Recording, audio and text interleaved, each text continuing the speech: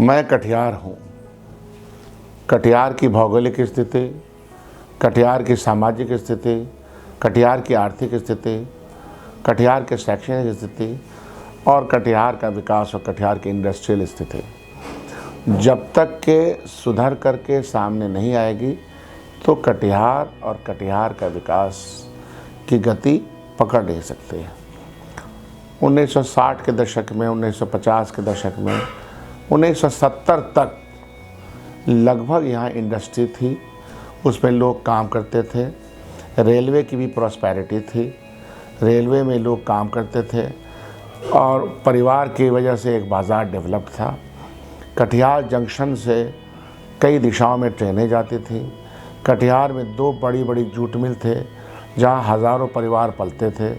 कटिहार में माचिस फैक्ट्री से लेके कांटी फैक्ट्री से लेकर के दूसरे मिल भी थे, तो जिससे कि आस पड़ोस के किसानों के हालात बेहतर थे।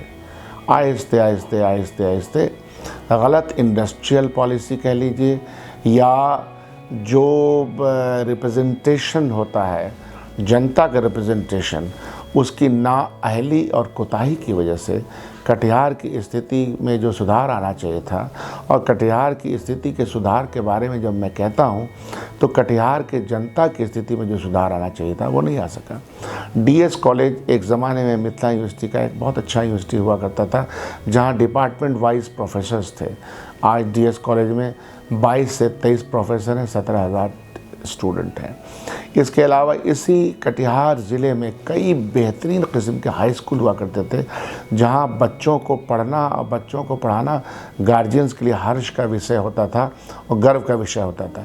सबकी हालत अंतराल में आहिस्ते आहिस्ते ख़राब हुई। तो शिक्षा, स्वास्थ्य, इंडस्ट्री, इन सब चीज़ की हालत ख़राब से ख़राब तरफ हो गई। भौगोलिक स्थिति हमको लगता है कि वो ख़राब नहीं है बल्कि बेहतर है। जिस जगह पानी पर्याप्त मात्रा में हो वहाँ सिंचाई के सही साधन ना हो सके, जिस जगह पानी के जाने का निकास का रास्ता और नदियों से घिरा हो, वो शहर नर्क की तरह जब कभी कोई बारिश आ जाता है तो वो बन जाता है। जिस शहर की साफ़ सुथराई की जिम्मेदारी म्यूनसिपैलिटी को आती हो, म्यूनसिपैलिटी के तरफ से नाला बनाने के काम से लेकर सफाई का काम से लेकर के और शहर में कहाँ पे कौन बिल्डिंग बनेगी, किस स्थान पे बनेगी, कैसे बनेगी, क्या इंक्रोचमेंट है, नहीं इंक्रोचमेंट है, इन सब के ऊपर किसी तरह का ब्लूप्रिंट और कोई डिस्कशन नहीं है। आप समझ सकते हैं कि बिहार में कटिहार जो कि बेहतरीन इलाका बन सकता था, उसको इस अवस्था में लाने वालों की जिम्मेदारी हम ही लोगों की जिम्मेदारी। हमारे पास एक बहुत बड़ा यहाँ रंगमंच एक से एक है, कलाकार एक से एक हैं, उसके बाद एक ही यहाँ टाउन हॉल है जिसके जीर्णोद्धार की ज़रूरत है। यहाँ ब्यूरोक्रेसी, प्रशासनिक तंत्र भी आता है तो लगता है कि उसको कटिहार से मोहब्बत नहीं है, कटिहार के डेवलपमेंट से मतलब नहीं, अपना समय गुजारा और चला गया। आज हमारा ये कटिहार जिसका कि इतिहास गौरवशाली रहा है, जो अपने इतिहास में काफ़ी गौरवान्वित करता रहा है यहाँ की जनता को। यहाँ के लोगों ने फ्रीडम में अपना हिस्सेदारी ली है, फांसी के तख्ते पर चढ़े हैं, गोलियों के शिकार 1942 में हुए हैं, शहीद चौक हमारा उसके नाम से है।